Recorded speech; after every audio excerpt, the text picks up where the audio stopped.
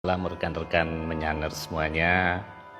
Malam ini kita menginjak pada akhir tahun, edisi terakhir di tahun 2020. Jam sambil menunggu Mas Agung, tadi jam 8 saya terima kiriman dari Mas Arya Tomo. Ini rekan saya di Magister. Dia menanyakan, mohon diulas ini apa namanya, kemunculan UFO di China. Nah, ini sambil menunggu koneksi Mas Agung, ini saya cari linknya ada di detik.com. Jadi ada UFO berwarna pink. Nah, itu sebentar, ini nunggu Mas Agung belum muncul ini. Invite.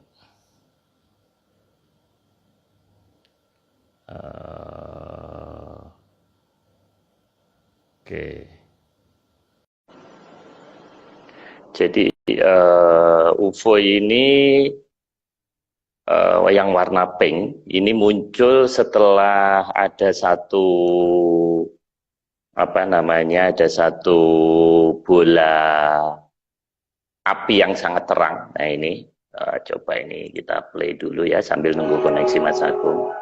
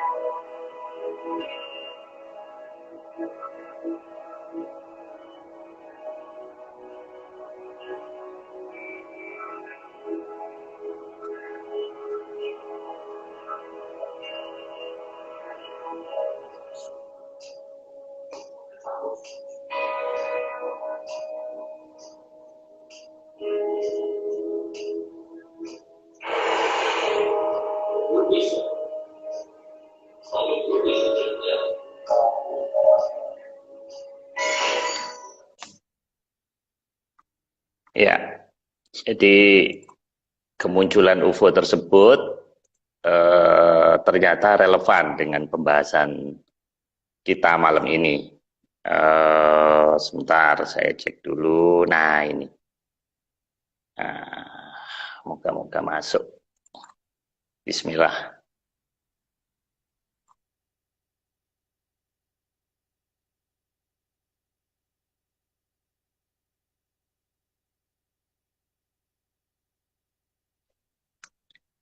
Tunggu dulu, rekan-rekan mohon sabar, ini masih muter.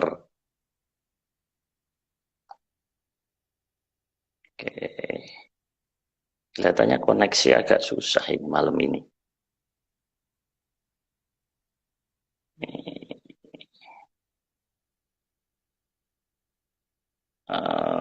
Oke, sebentar ini hilang lagi ini.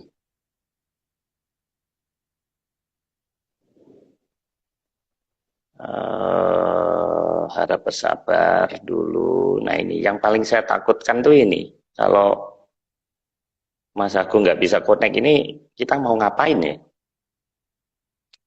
Coba ya, kita tunggu sebentar ya.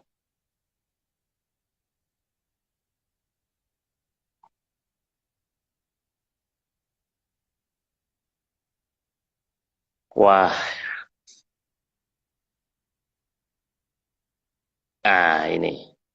Coba saya remove, saya undang lagi.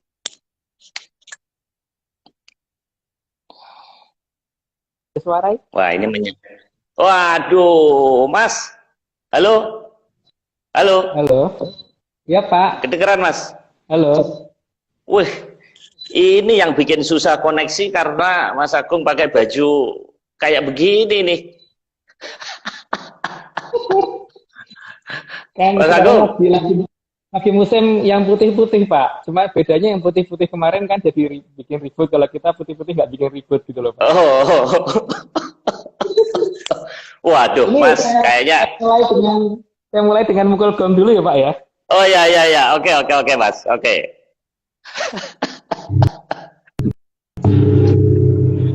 Wah, mantep ini. Ini Mas, kayaknya perlu buka praktek ini Mas gini. Ini kan Atlantis nggak ada duitnya Mas. Kayaknya kita perlu buka praktek perdukunan yang ketik rek itu kayaknya itu. Ini ini tadi saya 5 menit sempat keringet, ini dingin, saya nggak bisa gabung Mas Agung nih. Rupanya karena Mas Agung sedang pakai baju seperti ini dan ada apa itu kuda yang bercula dan sebagainya itu. Mas, tadi sebelum Mas Agung masuk, tadi kita play yang bola api yang di Cina itu loh Mas. Ada rekan yang pengen dibahas sedikit. Nah itu gimana Mas? Kelihatannya relevan. Terus ada yang apa fenomena kayak seperti matahari warna pink, cukup lama, 30 menit. Itu 12 jam setelah apa namanya? Setelah matahari itu lewat, kemudian muncul seperti pink itu cukup lama, 35-40 menit. Nah itu, dan itu di atas langit China itu. Ini fenomena apa Mas? Mungkin kalau pada mengikuti cerita kita, bisa dilihat kembali di cerita tentang waktu kita Natuna Utara. Jadi ketika kita membahas masalah Laut Natuna Utara, itu kita sudah menceritakan bahwa kalau Cina ini terus-menerus seperti itu akan ada peringatan, dan ini termasuk peringatan yang dikeluarkan dari pihak Atlantis. Jadi ini nanti diikutin terus saja Pak. Pasti peringatan tidak akan sampai seperti itu. Nanti lama-lama makin lama juga makin besar peringatan itu, dan akan menunjukkan bahwa kekuatan militer yang mereka punya tidak ada apa-apanya gitu nantinya. Gitu. Jadi saya pikir ya perlu dicermati. Jadi kalau mereka pengen aneh-aneh, berarti malah bagus Pak. Kita malah makin punya bukti nantinya.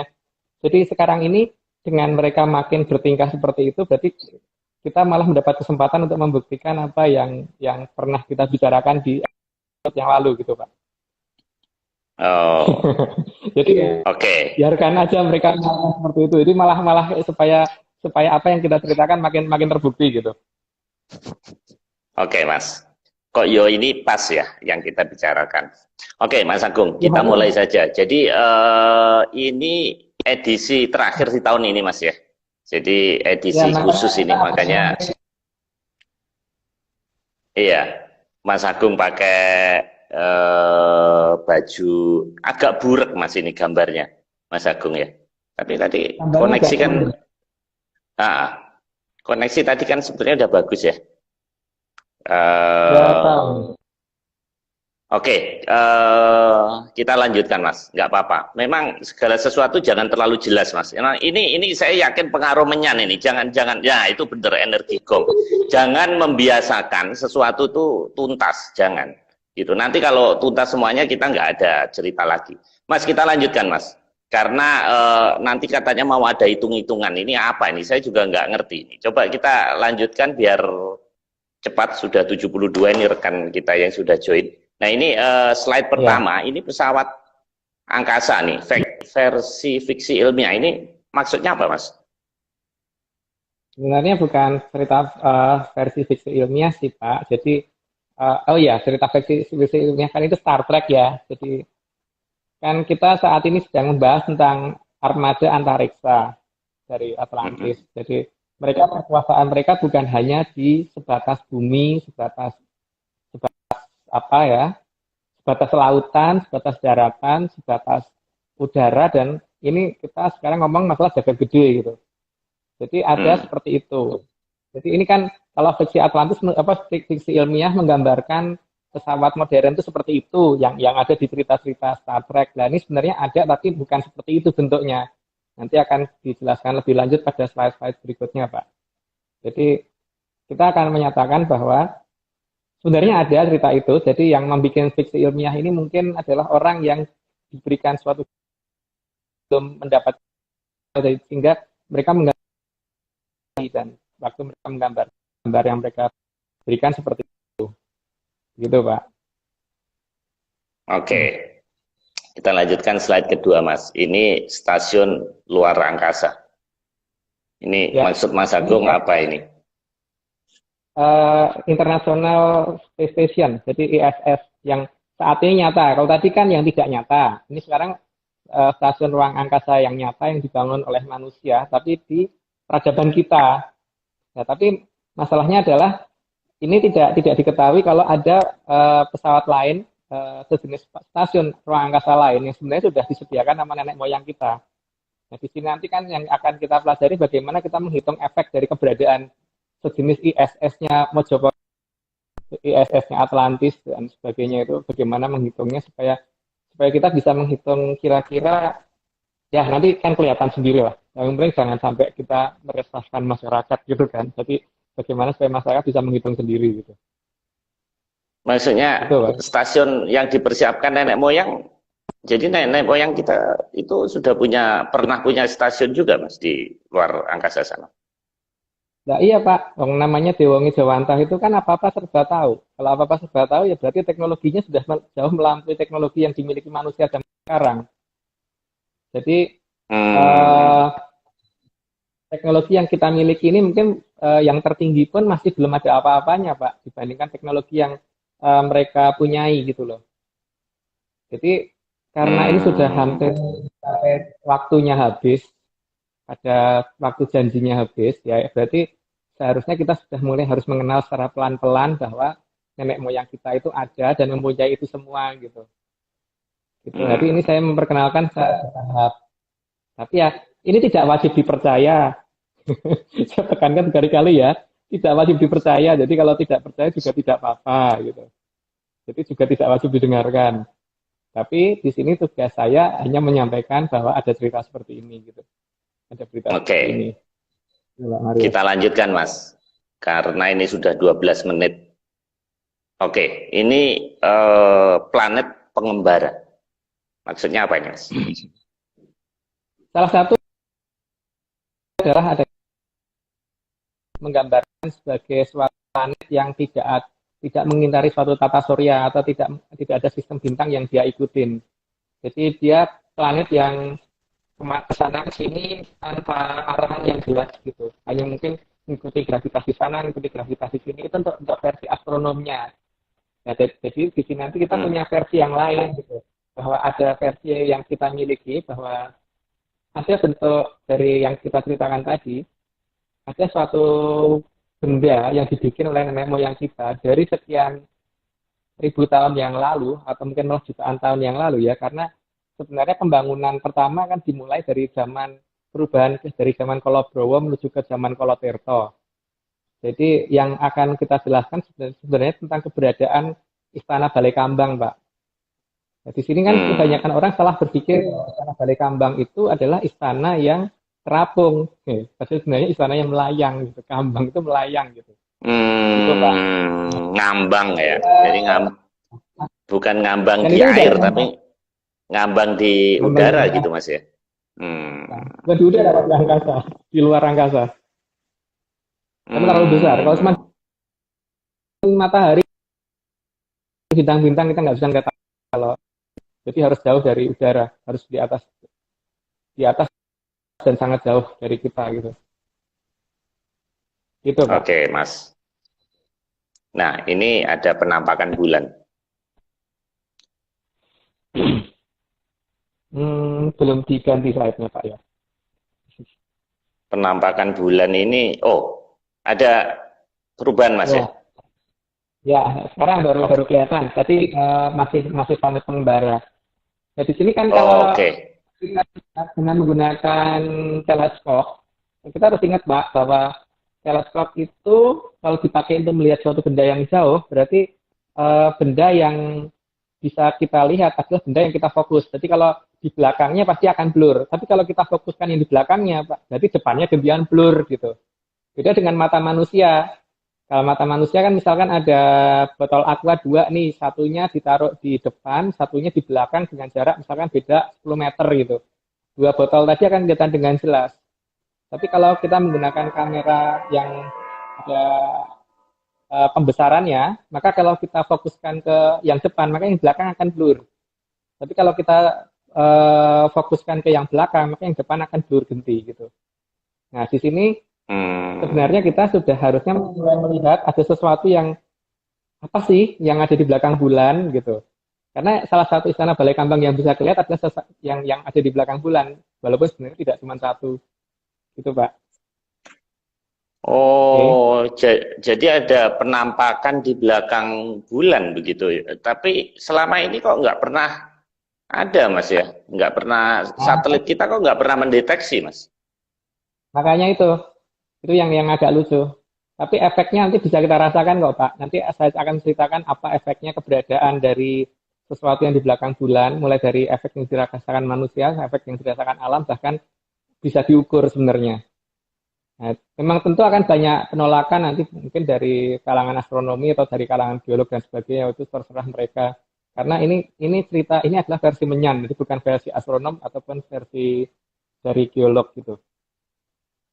Itu Pak. Jadi di sini yang paling jelas di sini saya hanya menunjukkan pertama kali bahwa kalau menggunakan suatu teleskop, maka teleskop itu kemampuannya melihat sampai kejauhan berapa, terus kemudian eh, yang difokuskan yang mana gitu. Jadi seperti dua botol yang beda jarak tadi, kalau kita fokuskan yang depan, yang belakang blur, kalau kita fokuskan yang belakang, yang depan blur.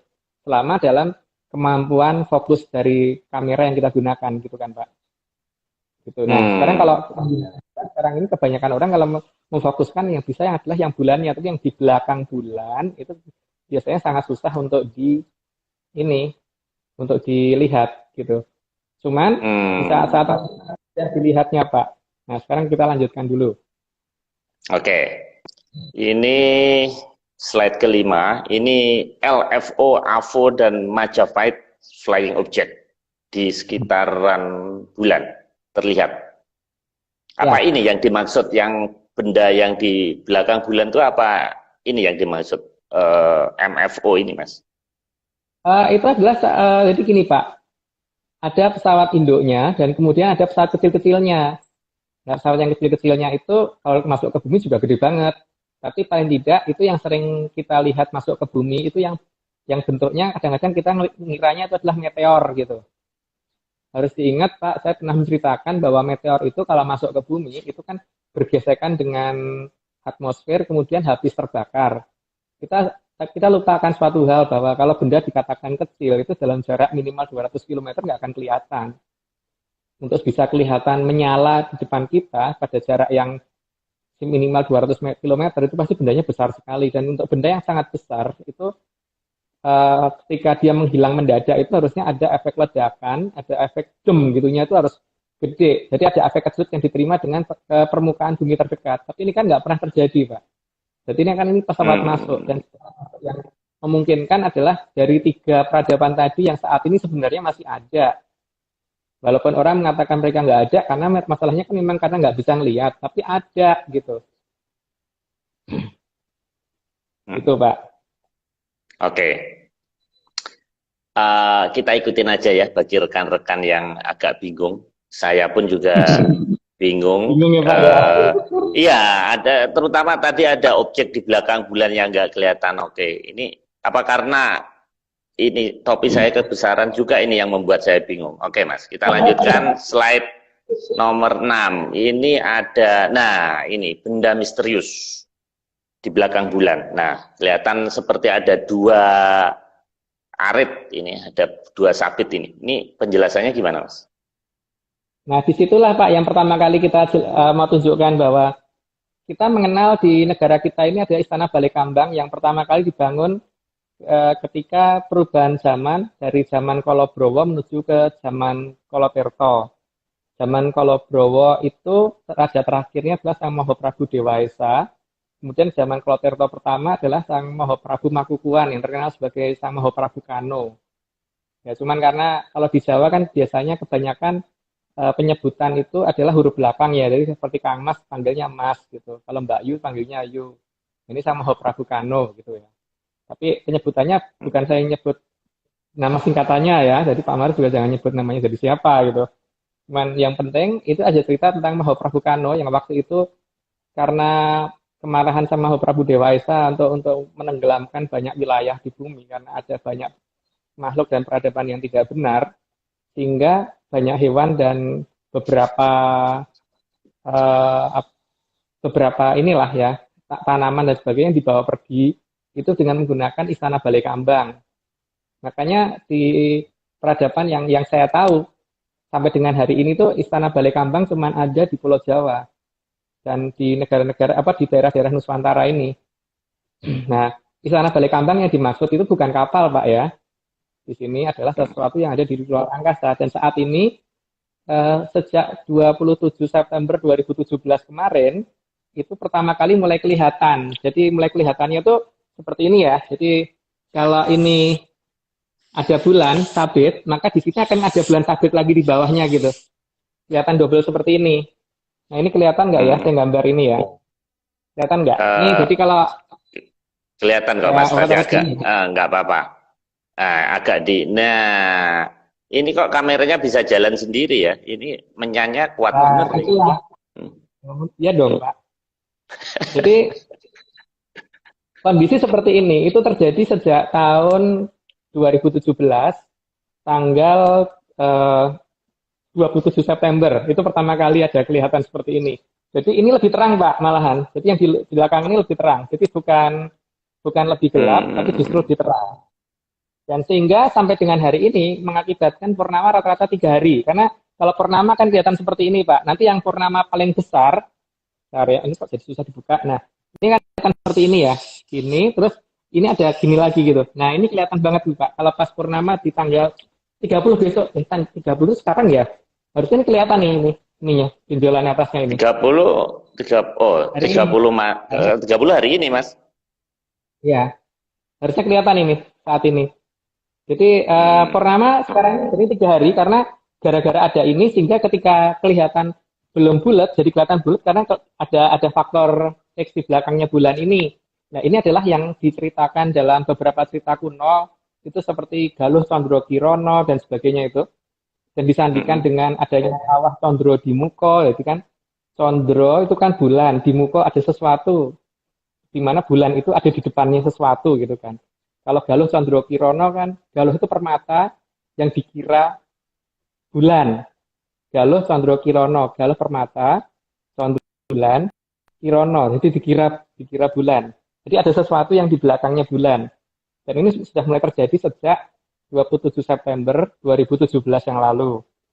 Dan ini makin lama makin jelas. Nah, di hari ini kan saya pengennya teman-teman mulai mengamatin ini, semua yang ngikutin ini mulai mengamatin kejadian ini, karena banyak orang yang menganggap bahwa ini adalah kejadian karena atmosfer.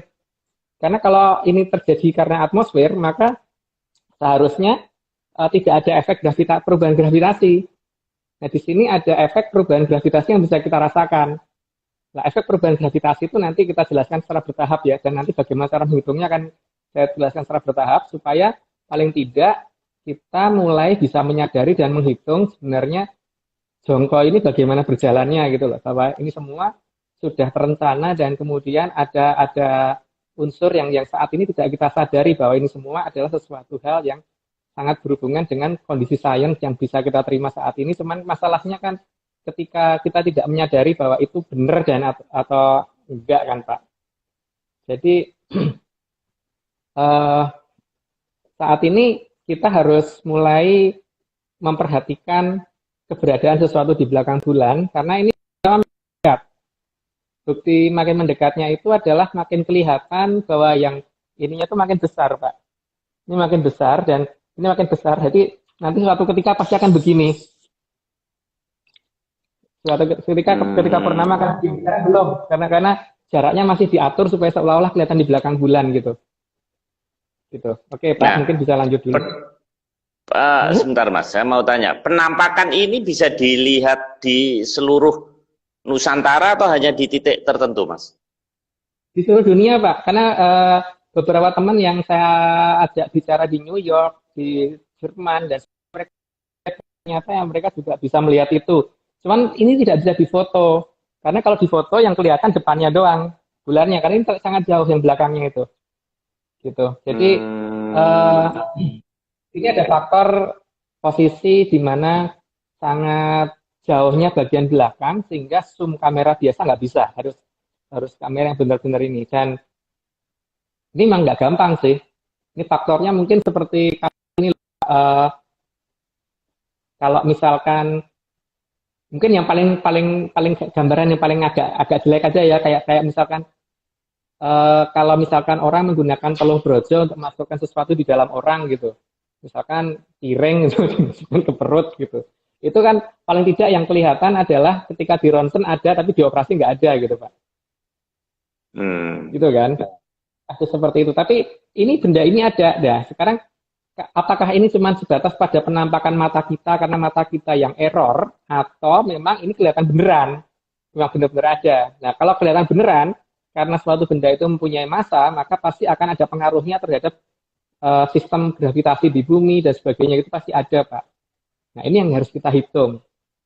Dan nanti Oke. di sini kan ketika dia ada di bawah bumi dan di atas bumi kan pasti ada perubahan nilai gravitasi. Nah itu nanti kita hitung bagaimana supaya kita bisa menghitung kondisi goncangan ini kira-kira yang akan terjadi kira-kira kapan gitu.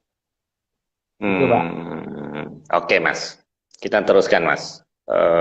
Berikutnya ini kelihatannya kayak tulisan di laminating apa ini? Saya kebalik ya. Ya, jadi tentang sastra Apa ya? wulan. Cerita sastra wulan. Jadi saya nggak perlu Hmm. nyediain itu di belakangnya Pak Marius. Jadi cerita Oh, tentang jadi, sastra itu kan sastra atau suatu ini ya karya, tapi di sini ada kode ya sandi bahwa Mojopahit akan kembali pada saat bagaimana gitu loh. Di sini disandikan dengan keberadaan bulan yang mulai ada keanehan gitu. Nah, keanehan bulan terjadi sejak 27 September 2017 dan sampai sekarang masih terjadi terus dan makin lama makin besar. Sehingga ada efek-efek yang akan kita perhatikan, harus kita mulai cermati secara bertahap. Karena ini semua akan berpengaruh terhadap manusia banyak, masyarakat banyak gitu. Cuman ya kita tidak perlu khawatir, karena apa? Wong kita orang nggak salah ya nggak usah khawatir. Gitu ya Pak ya. Jadi tidak perlu harus cemas, khawatir dan sebagainya. Selama kita nggak salah nggak usah khawatir, karena mereka ada yang ini ada pengendalinya, jadi tidak usah ketakutan. hmm. Mas, Gitu ini Pak. ngomong-ngomong, ini tulisannya dalam bentuk apa sih, Mas ini? Kok kayak tulisan Latin miring 45 Bapak, derajat ini? eh, itu tulisan dalam bentuk huruf yang ini sih, huruf yang agak mudah sebenarnya, bukan aksara nagari yang lama. Cuman ada cerita di situ yang bisa kita lihat gitu loh, bahwa menceritakan tentang Sasrawulan gitu Pak. Dan cerita Nah, Sasrawulan itu kan menceritakan bahwa Majapahit akan balik, bukan Majapahit ya, akan kembali pada saat ketika terjadi sesuatu pada bulan gitu. nah, Mas Gitu. Oke. Agung bisa tahu arti tulisan itu gimana belajarnya, Mas? Kan dulu di ITB katanya, kok bisa belajar kayak gini dari mana itu, Mas? Kamusnya gimana? Kan nggak ada di Google itu. Wah, kalau di Google nggak akan ada. Ini masalah menyan, Pak. Masalah makanya kan eh, kan saya sudah ngomong Pak, bahwa saya punya teleskop khusus yang saya jelaskan minggu lalu gitu. Ada dua jenis gitu. Satu pakai menyan, satu pakai dupo gitu kan. Itu loh Pak. Oh, oh, jadi cara Sehingga membacanya nggak nggak bisa dipelajari nih, Mas, kalau gitu. ya sebenarnya saya sudah mulai bikin inskripsi tulisannya Pak, sehingga itu bisa bisa aja dibaca orang nantinya. Cuman sekarang inskripsi tulisannya belum kita share ke masyarakat karena ya toh kan nggak ada gunanya juga, paling juga nggak percaya toh Pak. Jadi sementara ya saya untuk baca teman-teman aja yang di kalangan sendiri dulu aja gitu. Ada 72 inskripsi tulisan sih yang sudah saya ini dari zaman per zaman, dan semuanya base-nya bukan base science tapi base menyan semua ya Pak. Jadi hasil dari mempertanyakan ke leluhur yang hidup di zamannya. Jadi bukan bukan mempelajari kata per kata. Jadi seperti kalau misalkan 2000 tahun lagi ada anak yang datang ke Pak Marius, kemudian bertanya ke Pak dan bisa ketemu Pak Marius, maka anak itu kan akan bisa nanya, Pak, yang zamannya yang dulu tulisan itu kayak apa sih gitu.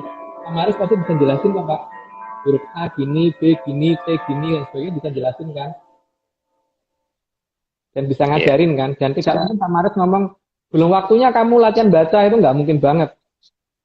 Jadi kata-kata yang seperti itu tuh aneh kalau ada kata-kata belum waktunya itu. Kalau belum waktunya itu kalau anak itu minta sesuatu yang aneh-aneh, tapi kalau minta untuk cuma bisa baca gitu pasti harusnya dikasih tahu saat itu juga, Pak. Oke. Ini kita bahas di sesi tertentu ini, tulis menulis ini. Nanti nggak selesai ini, Mas. Nah, Ya, kita lanjutkan. Ini kenapa meja saya kok dibawa ke sini ini? Ini persis loh, Mas. Ini meja saya nih, lihat tuh kayak gini kan? Persis nih. Ini apa ini? Kayu jati kok digini ini? Maksudnya apa, Mas? yang mana ya? Itu Oh, yang cerita frontal. kuno Istana Balekambang ini apa kok kayak serat-serat ini meja jati, kayu jati, maksudnya apa ini? Iya. Jadi ron itu artinya daun, Pak ya. Tal itu nama pohon. Jadi harusnya bukan lontar, tapi rontal. Itu jadi penulisan zaman dulu itu yang dalam fisik KW ya. Jadi kan nenek moyang kita sebenarnya sudah sangat maju, jadi tidak mungkin nulis di tempat seperti itu kan. Tapi kan supaya menyesuaikan logika kita, maka kemudian memang disediakan untuk tulisan yang seperti itu juga gitu. Nah itu ada di daun rontal. Itu ada juga cerita Hmm, di tempat saya. Jadi ya, jadi sumbernya ada, sebenarnya kalau kita mau mencari ada banyak tentang masalah sastra wulan ini ada banyak banget tentang istilah balai kambang juga ada banyak banget. Tapi kan masalahnya tidak semuanya itu bisa dibaca orang zaman sekarang karena keterbatasan masalah menyan, Pak. Itu penggunaan menyan gitu. oke. Gitu ya. Jadi Eh, kita teruskan, Mas. Ini kita harus agak ngebut sedikit. Nah, ini tapak, tapak Mahaprabu. Ini apa, Mas? Ada kerajaan Purwacarita segala. ya. Kelihatannya Jadi menarik. kan zaman itu dibagi kalau berdasarkan ini ya. Jadi saya pertama kali untuk ngomong nih jangan dipercaya dulu kalau saya bicara gitu. Tidak perlu didengarkan juga sih kalau nggak ini. Jadi zaman dibagi atas tiga zaman kali. Kali yang pertama itu kali Soro, dari zaman kali Soro itu dibagi atas tujuh zaman Kolo. Kalau kita ada di zaman kali yang ketiga ya, kali Sangoro. Terus di zaman Kolo yang keempat ya. Kalau ya kalau yang keempat, kalau Bendu sekarang mau berubah ke Kolo Subo. Nah, untuk itu kejadiannya ada di zaman di kerajaan Purwocarito terakhir itu ada di zaman Kolo Browo. Browo itu artinya berani, pemberani. Ketika Sang Mahaprabu Dewa Esa sengaja ingin menghabisi banyak hal yang dianggap tidak betul di bumi waktu itu. Makanya kemudian manusia disediakan istana Balai Kambang untuk meninggalkan bumi dulu gitu waktu itu. Dan ini jadi istana Balai Kambangnya juga tidak cuma satu dan itu gede banget. Jadi tidak cuma satu, itu pun besar sekali dan itu pun untuk saat ini sudah mulai bisa dilihat. Ya ini kan kejadian langka Pak, jadi kan satu hal yang menarik kalau misalkan sempat melihat monggo dilihat, terutama pada saat bulan sabit, karena kalau bulan sabit paling paling jelas kelihatan itu. Jadi akan kelihatan seperti ini tadi, double dua seperti ini, gitu. Hmm, oke. Jadi Nah, ini telapak tangannya mau Prabu Dewasa kan ketika Triwikromo jadi gede banget itu Pak. Triwikromo itu kan hmm, merubah diri menjadi dimensi ketiga itu gede sekali sehingga eh, mungkin kalau untuk mukul Australia satu gebukan aja habis Australia hmm, gitu. Maka telapak tangannya sampai sekarang masih berbekas iya ya. gitu. Ini di Samudra India, Mas ya. Ya, di selatan Jawa. Bisa dilihat Google Earth kok sampai dengan hari ini masih kelihatan gitu. Hmm, Dan tepat telapak tangan kiri loh, bukan kanan, Pak. Tangan kiri. hmm, iya iya iya. Nah, itu kalau misalnya kena daratan mungkin nggak, Mas? Atau hanya di lautan itu, Mas, telapak itu? Ini memang sengaja di lautan yang dipukul. Kalau daratan korbannya kan banyak banget waktu itu. Memang lautan yang Hmm, dipukul. oke oke oke. Kita teruskan, Mas. Nah, ini Nabi Nuh tadi, Mas ya. Saya tidak ngomong Nabi Mahaprabu Nuh kan.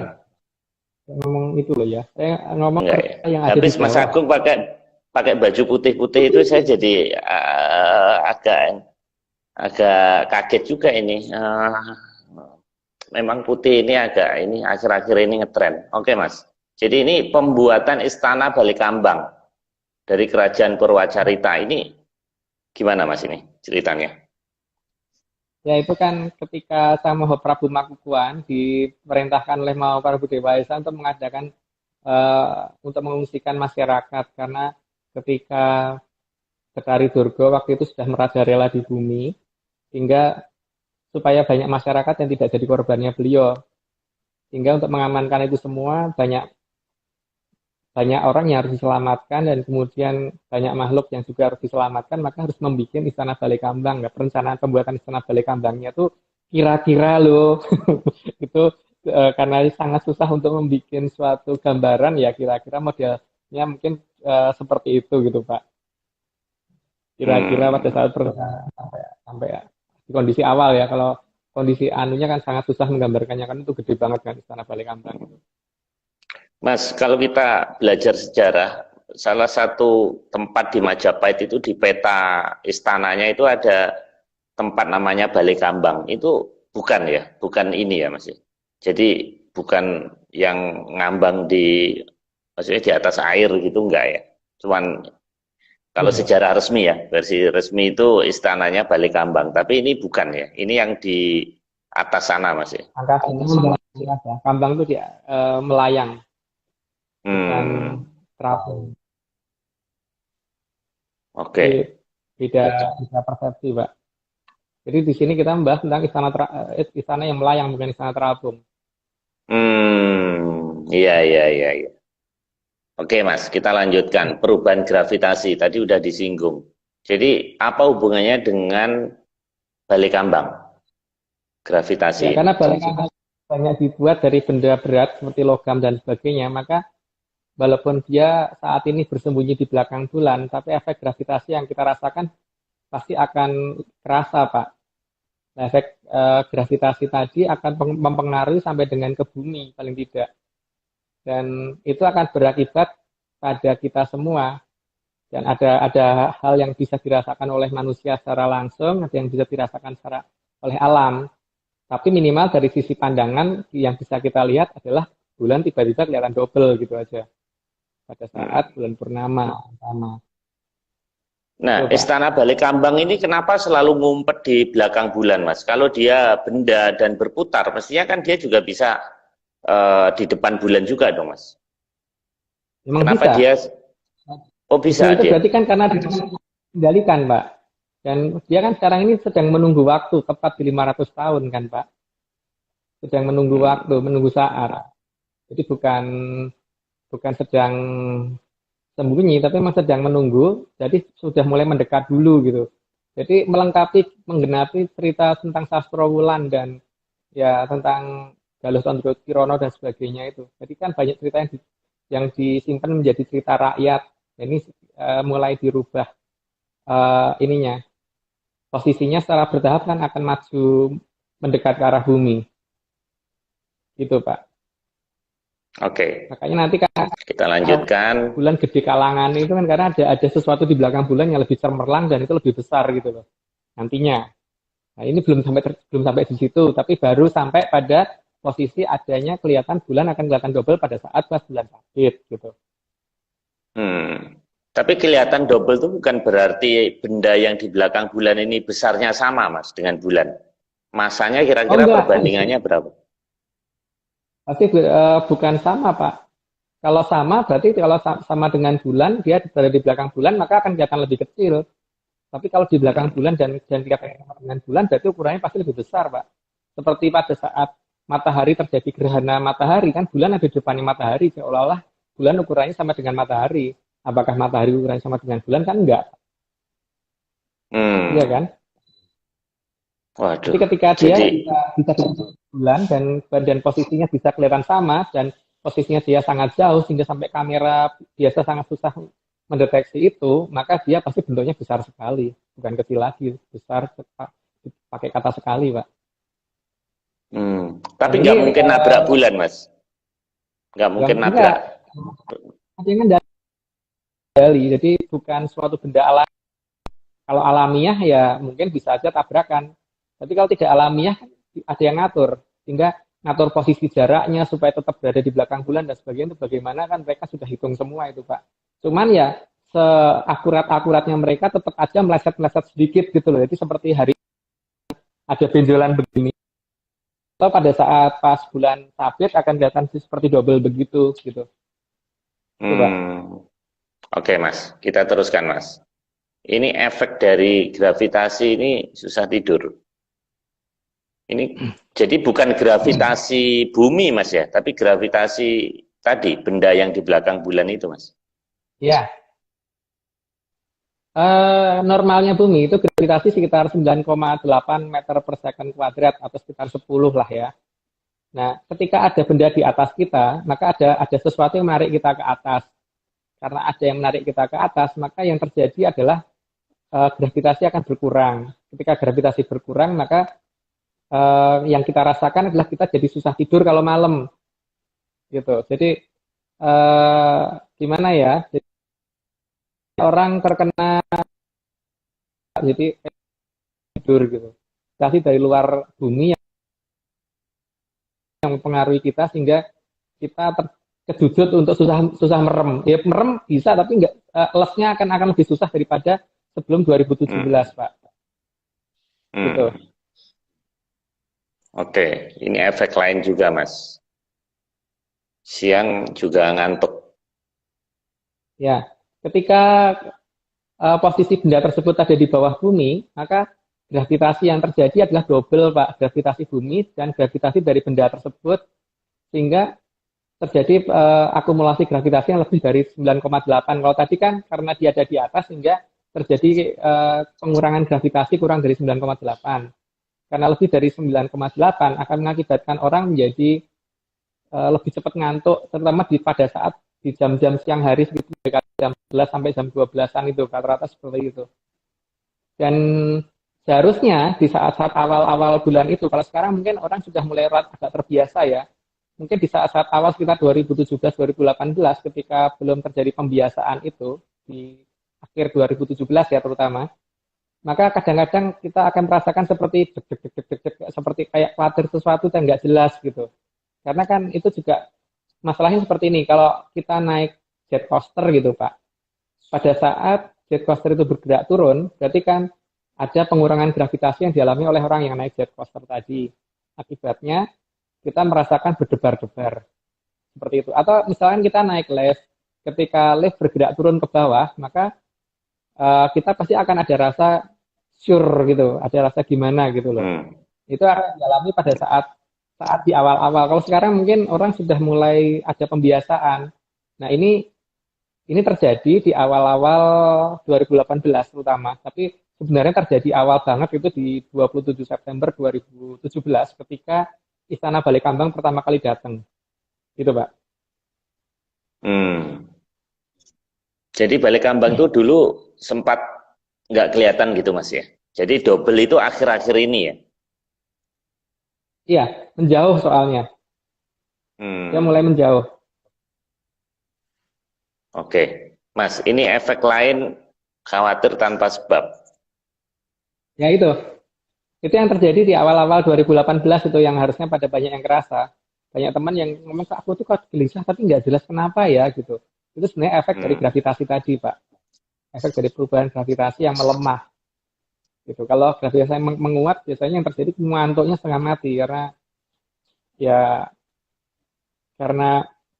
terjadi double ya, melebihi batas normal sehingga terjadi ya logikanya sih karena gravitasinya menguat maka kita jadi lebih gampang mengantuk, seharusnya emang begitu sih yang terjadi. Tapi ketika gravitasi itu melemah maka kita akan susah tidur, biasanya begitu yang akan dialami masyarakat ya. Tapi nggak tahu apakah semua yang di sini akan mengalami itu, monggo kerso masing-masing ya, apakah merasa apa tidak gitu. Oke, Mas, ini efek lain. Ini ada alam apa bumi merekah itu kan beberapa kalau nggak salah di Madiun atau apa itu juga dilaporkan ada gejala alam aneh itu apa ada hubungannya juga dengan gravitasi tadi Mas? Ini Pak, ketika gravitasi membesar, berarti kan ambil aja misalkan permukaan bumi itu seperti busa. Nah, ketika busa tadi ditekan, ketika gravitasi membesar, berarti kan kayak busa tadi ditekan dengan tekanan yang besar. Ketika gravitasi pas berkurang pada posisi yang minimum, maka seperti ketika spons tadi dilepas. Nah, sekarang tinggal ketahanan tanah ini bagaimana dalam mengatasi perubahan efek naik turunnya gravitasi ini. Jadi makin lama makin melebar soalnya. Makanya di sini nanti saya ingin menunjukkan bagaimana cara menghitung gravitasi itu supaya masyarakat kita mulai melihat bahwa oh di daerah ini sekarang range tertinggi gravitasi sekian, terendah sekian. Di daerah saya tertinggi sekian, terendah sekian gitu. Jadi supaya kita bisa ngerti bahwa daerah yang mana yang kira-kira nanti akan menjadi daerah yang paling kecil perubahan gravitasinya gitu. Sehingga itu yang harusnya menjadi daerah yang paling aman gitu Pak. Oke, kita teruskan Mas. Nah, ini gunung meletus juga ya. Iya, efeknya pasti akan seperti itu Pak. Ya, itu cuman saya ini kan bukan pakar geologi ya, pakar menyan ya. Jadi saya memperhitungkannya seperti itu. Cuma sebaiknya kan kita lebih baik paspodo kan, karena memang pesan dalam jongkonya Sri Jayabaya kan eleng lan paspodo. Paspodo itu bukan hanya waspodo karena kita mewaspadai ada sesuatu hal apa, tapi waspada juga waspada karena kita bisa memperhitungkan kira-kira akan bagaimana gitu kan. Saat ini kan kita belum tahu pada batas berapa sih perubahan range tertinggi dan terendahnya gravitasi berapa, tanah ini tidak bergetar gitu kan Pak. Ya. Gitu ya. Itu di chat ada Mas Henry Johnston nanya kaitannya dengan Sungai Berantas, bukannya Sungai Berantas apa kira-kira juga gravitasi ini Mas? Nah iya toh Pak seharusnya. Tapi kan itu ada perjanjian antara yang Jogo Kali dengan Sabdo Palon. Jadi itu lebih detailnya ditanyakan kepada yang pengadangan perjanjian, Mbak, bukan ke saya. Kalau ke saya kan ini bisa kita ukur secara bertahap supaya kita ngerti batas atas dan batas bawah secara terus-menerus sehingga pada saat titik tertentu kita ngerti bahwa oh ini saya harus kemana gitu. Gitu makanya kan makin banyak orang meneliti makin bagus kan Pak kalau seperti ini. Iya. Betul. Nah, ini gejala alam skala semesta, Mas. Ini seluruh galaksi kelihatannya juga akan mengalami perubahan, Mas. Iya, karena kan kedatangan Tejo Darbosuro kemarin itu kan akan mempengaruhi semuanya dan kedatangan istilah Balai Kambang juga akan mempengaruhi itu juga. Nah, untuk kenapa istilah Balai Kambang datang pada saat Tejo Darbosuro datang, itu akan saya jelaskan di minggu depan.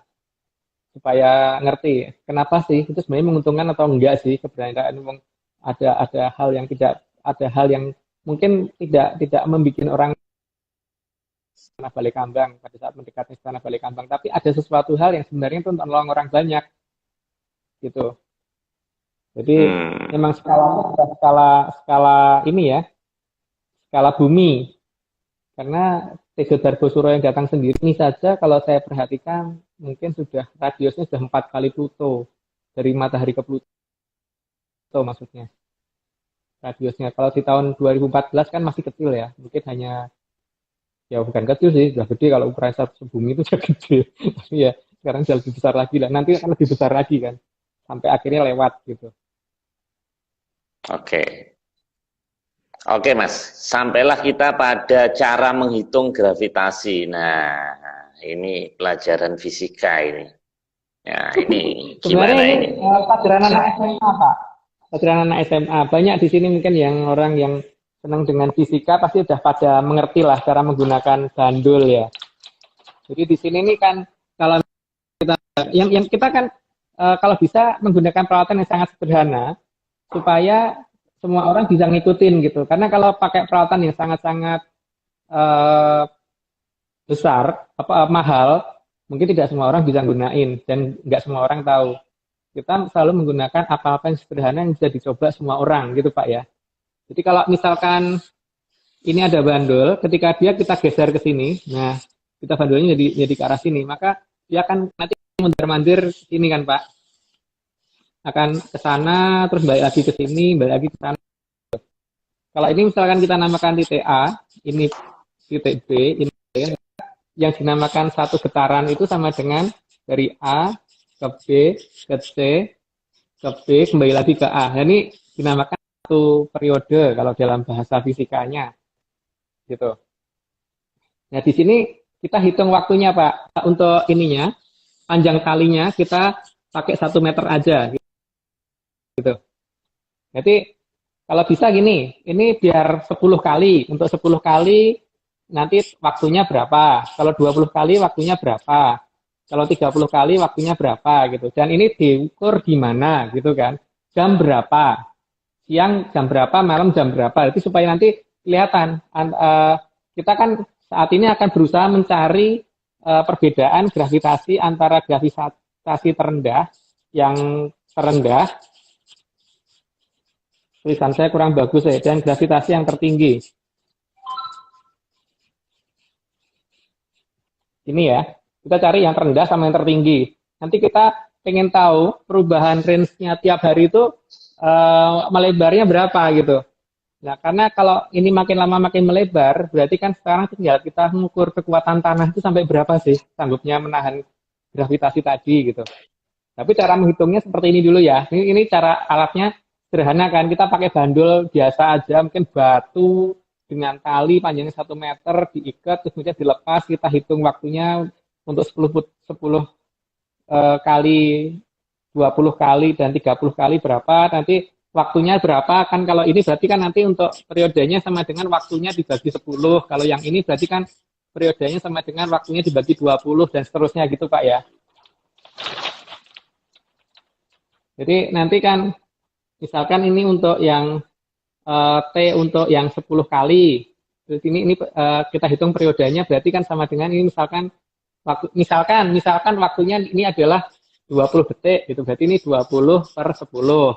Ini yang 10 kali. Kalau misalkan di sini ada 40, berarti di sini 40 per 20 dan seterusnya. Nanti kemudian kita bisa hitung rata-rata periodenya dulu. Nanti di sini kita akan mendapatkan waktu periodenya berapa second rata-rata. Gitu Pak. Nah kalau ini sudah kehitung, nanti ada cara lagi untuk menghitung gravitasinya. Gitu. Nah, oke, mungkin masuk ke slide berikutnya dulu deh Pak. Oke, ini tadi saya rasa les itu UMPTN Mas. Nah ini rumus apa ini Mas? Ada pi segala. Oh iya.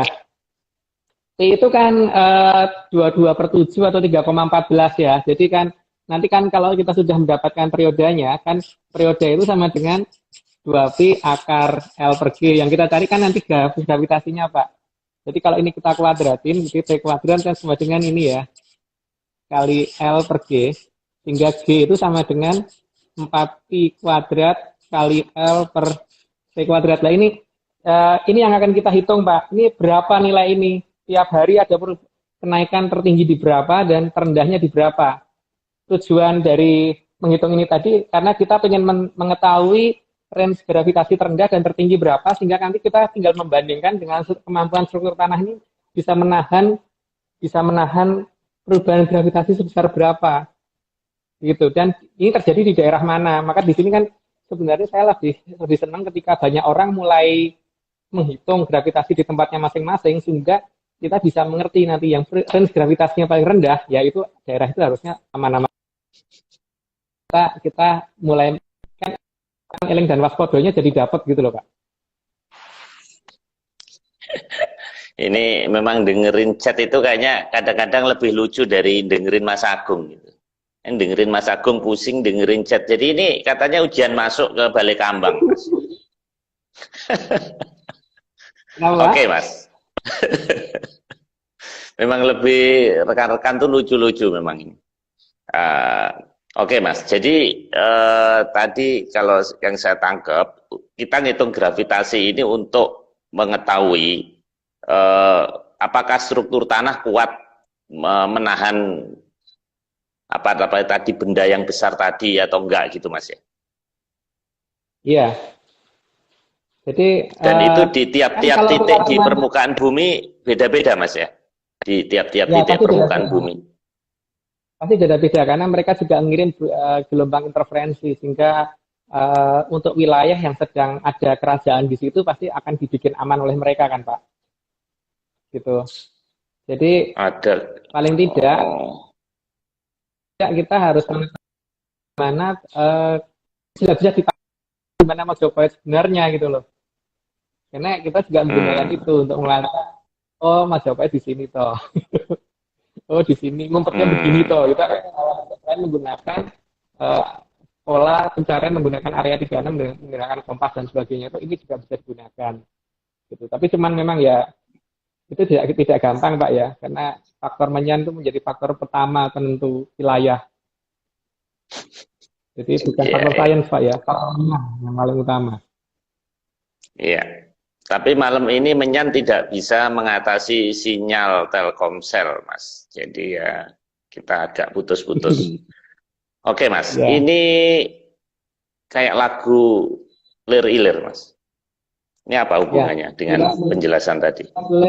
kan ada kata-kata ini kan, mumpung gede rembulane, mumpung jembar kalangane gitu kan. Gitu ya Pak. Mumpung gede jembar kalangane. Iya. Jadi yang ditunggu oleh kita adalah ketika balik kambang ini sudah mulai seperti ini Pak. Kali kalau ini bulan, ini jadi gini. Ini bukan halo Pak, tapi sesuatu di belakang bulan sudah sangat dekat gitu. Mungkin gambarannya kayak ke Hmm. gong ini deh. Kayak ke gong ini. Kalau di gong ini kan kelihatan Hmm. bulannya lah, ini yang di belakangnya gitu Pak. Hmm. Oh iya ya, berarti gong ini juga eh, apa Ya, simbolisasi dari Balai Kambang ini, Mas ya? balik kambang, ya. Hmm. Ya begitu Pak. Jadi paling tidak kita harus mulai ngerti kode-kode yang ditinggalkan oleh nenek moyang kita gitu. Gitu. Jadi termasuk Hmm. dalam beberapa gending Sekar Kaindran. Jadi kan memang di Serat Jongko kan disebut akan ada beberapa Sekar Kaindran itu ada dalam 3 bahasa kan, bahasa kita, bahasa yang kita mengerti dan bahasa yang tidak kita mengerti serta bahasa asing. Bahasa asing yang digunakan itu ada yang pakai menggunakan bahasa Inggris memang. Tinggal kita ngerti nggak Gending Sekar Kaindrannya ada disembunyikan di mana gitu. Nah, ini termasuk lirik-lirik termasuk Gending Sekar Kaindran yang menunjukkan bagaimana sih kembalinya nanti gitu. Gitu, Pak. Hmm. Iya, iya, iya. Dan apa yang harus kita persiapkan, Mas, itu, Mas? Kok kayak menakutkan? Saya lihat bulan jadi takut nih sekarang. Kenapa, kenapa harus takut, Pak? Justru yang harus kita persiapkan adalah Pak, kalau kita sekarang ini beramai-ramai kita menghitung bareng-bareng, kan kita jadi ngerti, Pak, bahwa oh ini range paling paling kecil ada di daerah ini gitu kan. Jadi range paling kecil ada di mana itu yang paling penting. Iya, iya, iya, iya. Karena kalau kita tidak menyadari itunya justru itu yang bahaya. Tapi kalau kita mengerti itunya, jadi kita kan malah malah ngerti oh ini di sini ini tempatnya lebih enak gitu. Kalau saya nggak mau lebih aman mungkin rame ya, lebih enak gitu aja. Nah, Jakarta aman nggak, Mas? Nah, saya hanya mengusulkan ke pemerintah segera mungkin memindahkan ibu kota gitu aja Pak. Jadi tidak menyatakan aman dan tidak gitu. Tapi Sungai Berantas ini kan harusnya segera dibuka kembali. Semoga aja pemerintah segera memindah ibu kota. Tapi ya itu terserah pemerintah, bukan saya yang punya wewenang loh ya. Dan itu Iya. bukan ancaman juga. Itu hak pemerintah, bukan hak saya. Saya hanya bisa mengingatkan sebaiknya segera mungkin pemerintah memindah ibu kota nanti-nanti gitu. Gitu Pak. Iya, iya, iya. Mas, itu ada yang nanya Banyuwangi itu. Hubungannya dengan Balai Kambang ada nggak, Mas? Nah, Istana Balai Kambang itu kan gede banget Pak. Jadi bukan satu kota saja. Bulan aja kalah gede. Dari Nanti Jawa pertanyaannya Timur aja udah kelihatan nggak nyimak ya. ya. Oke, oke, oke. Ini 2 hari ini bikin kernyit-kernyit nih saya hiburan tapi ya agak hiburan yang nggak hiburan gitu ya. Oke, nah ini saya udah ditegur sama Bel nih Mas. Jadi Oh iya. waktu kita habis, Mas ini Oh, ya, Pak. minggu depan kita apa? Bahas apa? Mas? Minggu depan kelanjutan antara Tejo Dargosuro dan Istana Balai Kambang, Pak. Gabungan antara itu. Hmm, oke. Nah, setelah itu kita Zoom Mas ya? Ya, tanggal 13 ya kalau nggak salah. Tanggal 13. Sebentar saya ambil, oh iya itu, Kan, minggu depan itu kan tanggal 6, terus tanggal 13 ya? tanggal 13 Januari kita Zoom. Oke, rekan-rekan. Jadi kita masih ada satu lagi pembukaan awal tahun. Setelah itu kita akan Zoom. Nah, cuman di Zoom itu kita akan lebih banyak mendengarkan rekan-rekan. Jadi mohon dipersiapkan cerita-cerita. Jadi Mas Agung jangan ditanya terus gitu juga gitu. Jadi monggo dipersiapkan cerita-cerita, justru kita pengen dengar. Pengen dengar. Dan yang paling utama jangan kita tidak membahas tentang agama dan politik gitu ya. Oh ya, betul. Tapi ada yang bilang tadi Mas Agung pulang umroh dari Balikambang lewat area 36 katanya. Kan ini Tapi udah pantas loh Mas. Ramai Pak, makanya saya pakai pakaian putih-putih, cuman pakaian putih-putih saya agak beda gitu kan. Gitu. Iya. Cuman yang pakaian Mas Nogo aja saya yang belum pernah. Ini kita sudah 8 bulan loh Mas. 33 ini kan berarti udah 8 bulan acara ini. Ya, jadi nanti Zoom 2 minggu lagi rekan-rekan bisa tetap di hari Rabu, jadi tetap hari Rabu jam 9. Nah, namun kita lebih banyak ya. Untuk double dengan IG Live juga, cuman IG Live-nya mungkin cuma 1 jam, tapi Zoom-nya mungkin 1,5 jam gitu, tapi tetap double. Ada IG Live, ada Zoom. Betul, karena memang IG itu dibatasin 1 jam rekan-rekan semuanya. Oke, saya rasa cukup Mas ya. Gongnya terima kasih. Ternyata sebetulnya ini masih banyak Mas, terutama yang serat tadi. Saya merasa tertantang karena nanti serat itu kaitannya dengan relief Mas. Pembahasan relief, jadi cara membaca relief segala. Jadi ini tantangan Mas Agung untuk kedepannya kita, ini kajian multidisiplin memang Atlantis ini ternyata dari segala segi. Oke, Mas Nogo terima kasih atas suplai gambar-gambarnya, memudahkan saya untuk bertanya Mas Agung. Demikian juga Mas Agung, terima kasih atas pakaiannya yang saya enggak. Nah, satu lagi Mas, itu kuda apa? Tadi ada yang nanya kuda. Coba itu di Zoom, itu maksudnya apa? Tadi belum dijelaskan. Kenapa ada kepala kudanya apa Mas Iku? Nah, ini apa ini maksudnya? Kan di Atlantis ratunya kudanya ada begini ya Pak, pakai sula begini. Ini kita sebenarnya mau bikin replika kudanya, cuman belum selesai gitu, baru kepalanya doang gitu Pak. Karena keterbatasan di kepalanya doang gitu. Kurang mundur. Oke, kuda itu kalau dalam bahasa Cina namanya ma, Mas, ma kuda gitu. Jadi kalau Jack Ma itu mungkin ya kudanya Cina ya Jack Ma. Keren. Oke, ternyata unicorn. Nah itu. Oke, rekan-rekan sekalian, kita ketemu minggu depan sekali lagi. Setelah itu kita akan Zoom dan mohon rekan-rekan semuanya kita pengen dengar kontribusinya. Jadi jangan, kita mungkin di Zoom tidak ada, atau kalau toh ada presentasi sedikit lah, nggak banyak lah. Karena tujuannya Zoom ini komunikasi 2 arah. Jadi kalau di Zoom nanti juga sama dengan IG Live Mas Agung presentasi ya nggak ada bedanya kan. Nah itu. Oke, Mas Agung dan rekan-rekan semuanya, Mas Nogo, terima kasih. Tadi saya udah deg-degan, sinyalnya jelek sekali malam ini mungkin karena liburan, banyak yang akses. Sampai ketemu minggu depan. Salam menyan, Mas Agung. Oke. saya remove. Nah, ini memang risiko kita punya narasumber apa namanya seorang saintis ini. Mas Agung ini sebetulnya banyak ya hal-hal yang saya akan korek gitu. Jadi ini saya biarkan dulu. Jadi Mas Agung dan Mas Nogo ini mempunyai banyak bahan.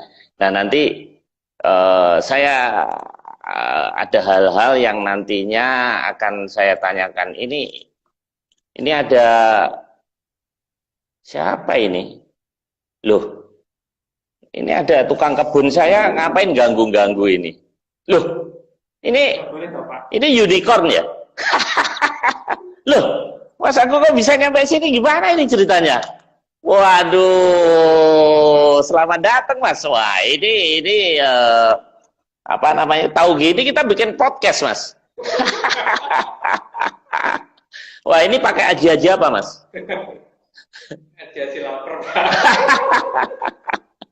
Oke, rekan-rekan, ini luar biasa nih. Ternyata Mas Agung ini punya ternyata menyanyi tadi mati hidup ini ternyata ini, Mas ya. Ternyata berat sekali memindahkan masa Mas Agung dari Cibubur ke Serpong ini, pantesan itu apa namanya putus-putus. Oke Mas, saya rasa cukup sekian ya. Ini waktu habis, saya sudah diperingatkan sama yang punya ya IG Instagram. Terima kasih, salam Mas Nogo juga dan rekan-rekan yang lain. Terima kasih, selamat malam, sampai minggu depan. Salam menyan Mas. Oke Mas, Mas nanti pulangnya pakai menyan lagi, tapi udah habis, jadi Mas Agung nggak bisa pulang karena menyanyi udah habis tadi. Oke Mas, selamat malam Mas, sampai jumpa. Oke.